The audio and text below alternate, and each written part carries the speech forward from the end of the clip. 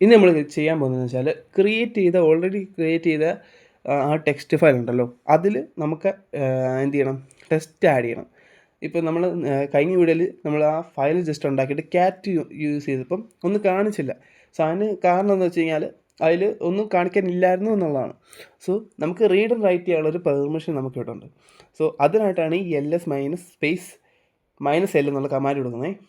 So ഇനി എന്താണെന്ന് വെച്ച് കഴിഞ്ഞാൽ നമുക്ക് എന്ത് ചെയ്യാം, ഇതിനകത്ത് കയറിയിട്ട് എങ്ങനെ എഡിറ്റ് ചെയ്യാം അല്ലെങ്കിൽ ആഡ് ചെയ്യാം എന്ന് നോക്കാം.